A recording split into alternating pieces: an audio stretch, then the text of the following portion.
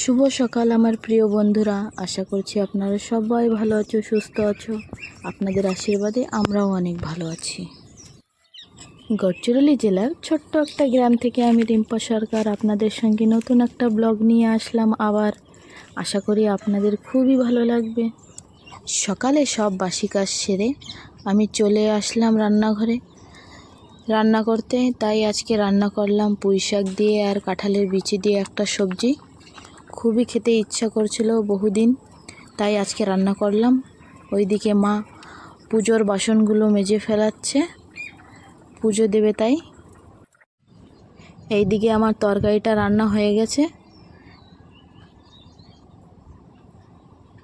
বন্ধুরা, আমাদের বাড়িতে আম গাছ আছে, তাই আম গাছে অনেক আম পেকে পেকে নিচে পড়ে যাচ্ছিল। তাই মা বলল কি একটু আম সত্তা দেই, তাই থালে করে আম সত্তা দিল। আর এইগুলি হচ্ছে কাঁচা আম কেটে লবণ মাখিয়ে তাই রোদ্দুরে শুকালাম। এটা আমি ডাব্বা ভরে রেখে দেবো, যখন আম না থাকবে তখন আমি এটা দিয়ে ডাল রান্না করি।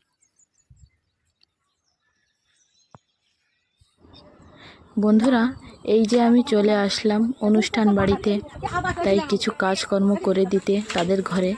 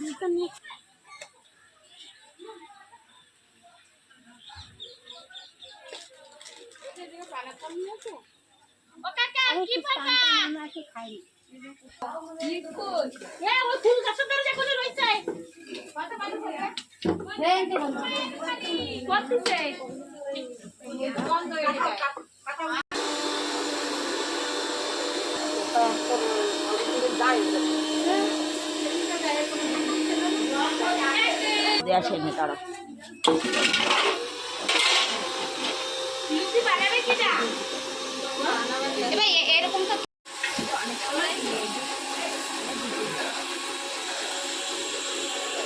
আর এই নটিটাও দিদি, নটিটাও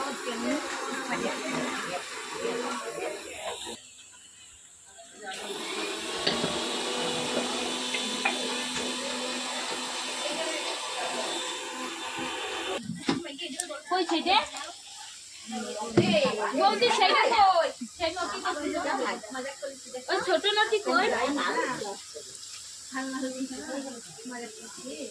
এই এই যে ছোট ছোট নটি এটা একটু গ্লাসে ধরো ওই তোমার জন্য এটা নেও ফরম করে জন্য কোথায় হ্যাঁ বুদ্ধি এটা না ও মামি ওই ছোট মানে সালাদ একটা দিয়ে দাও এই যে আমি দিয়ে কিছু কথা রান্না এ তপল এসে আপনি ছোট তপল আর তপল এসে না দাদা কত না এই দইগুলো খাতে টেস্টি বলো না।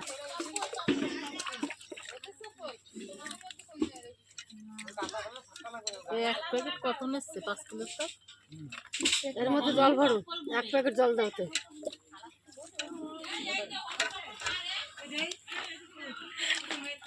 হাসতেছো কেন? জল ভরতে কিছু চাই নিয়ে আসো, মগ ভরে পাড়ায় পাড়াই। গরুর দুধ মানে এইটা গাঢ় বেসন না দিলে গাঢ়। বেসন দিলে একটু টেস্ট আসে, কেবল দিয়ে করবি। আবার আমার কাছে বেসন না দিলে ভালো জানি না, বেসন দিয়ে মুখ পেঁচা ধরো মামি, ধরে আমি ঢাকা দাও। রাতে দাও। বিরাজ দৌড়ি বানাইছিলাম না, হাত দিয়ে দিতে।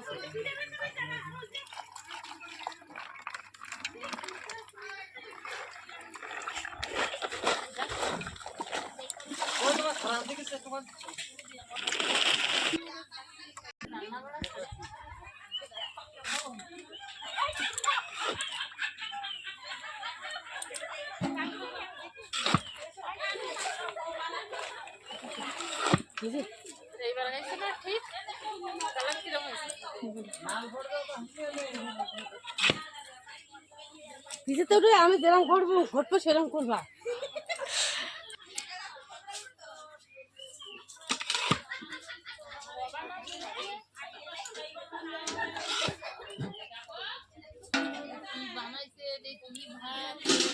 চলে যাচ্ছে না, পানি তো হবে না, একটু জিরের গুঁড়ো মারি দাও না।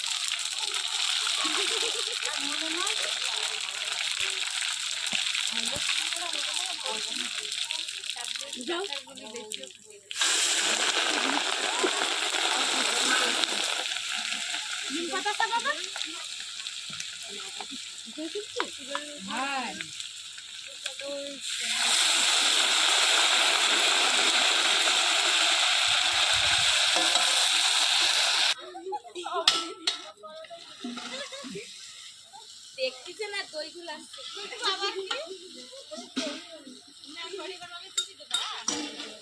দেবে কাইছে খড়ি বানাই লাগবে না, না খালি গরমই তো হবে।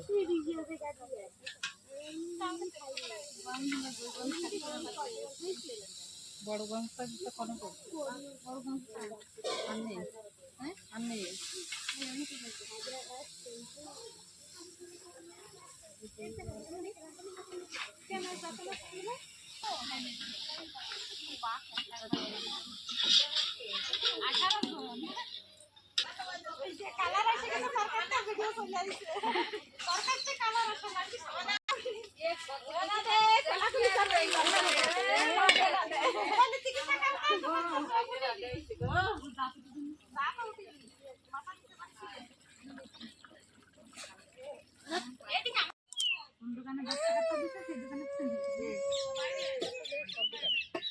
জীবনের জন্য যে স্মৃতি, যে প্রীতি ভালোবাসা সমস্ত গ্রামবাসী এবং নিজের পরিবার বর্গকে দিয়ে গেছে, সেই ভালোবাসার মূল্য আমরা কখনো দিতে পারবো না।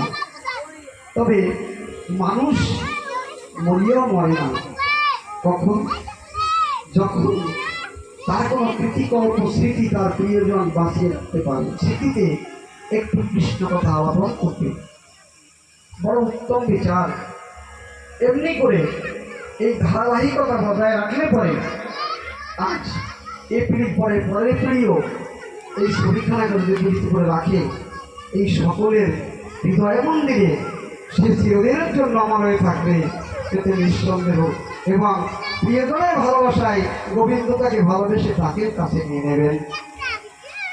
মায়ার জগতে মায়া সকলকে করতে হবে, কিন্তু সে আমার বিবাস ঠাকুর চিন্তা করলেন জীবন তো বাঁচব না, একটা গঙ্গায় ডুব দিয়ে আসি।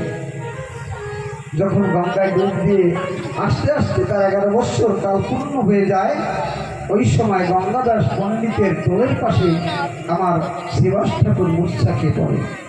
মূর্ছা হয়েছিল কি করে মা? ওই ভাগবত প্রবচন করছিলেন গঙ্গাদাস, ভাগবত মন্ত্রটা কর্ম করে বেয়ে গেছে, সেই সঙ্গে সঙ্গে মূর্ছা গেছে।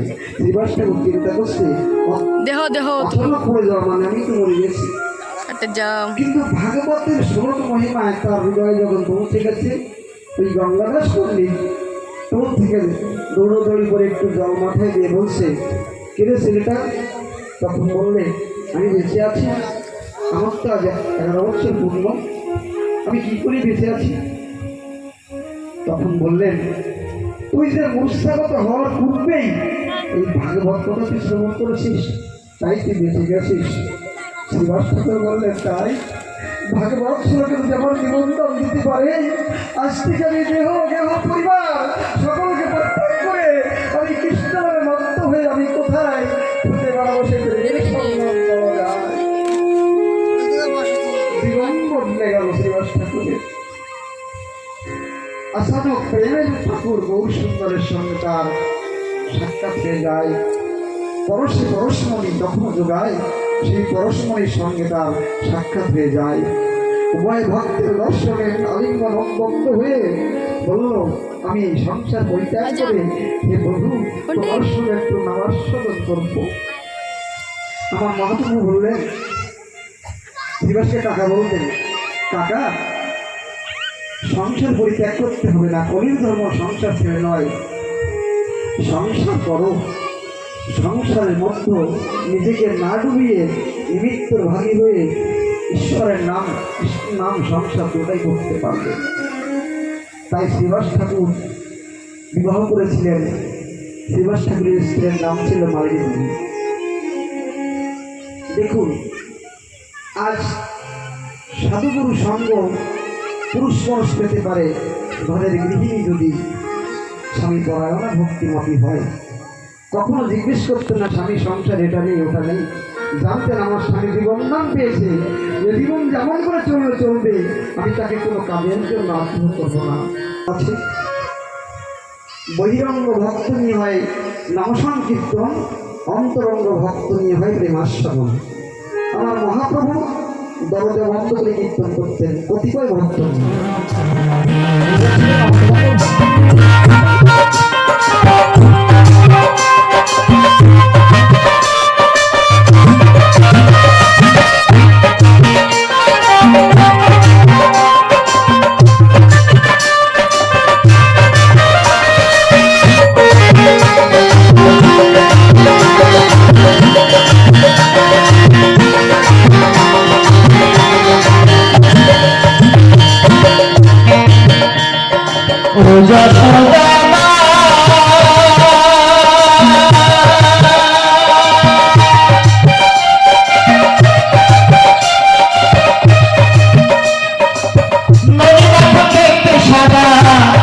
চোখে তুমি দেখছো ভাবা, চুরি করে খেয়ে গেছে বলো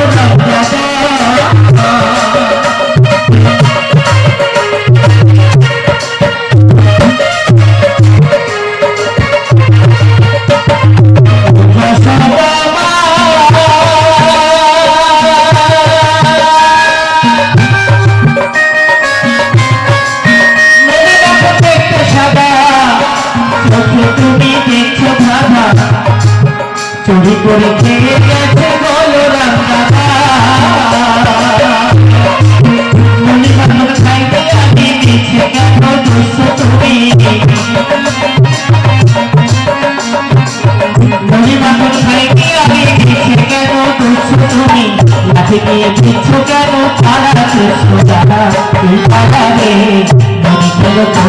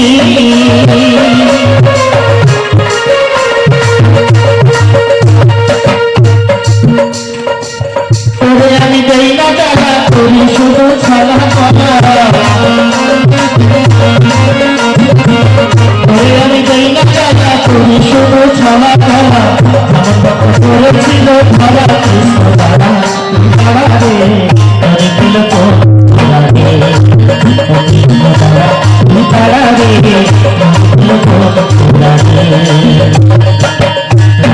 মা যশোদা মা যশোদা দিলে যখন ধরা কৃষ্ণ দাদা তুই দাদা রে ধরে গেল তো ধরা রে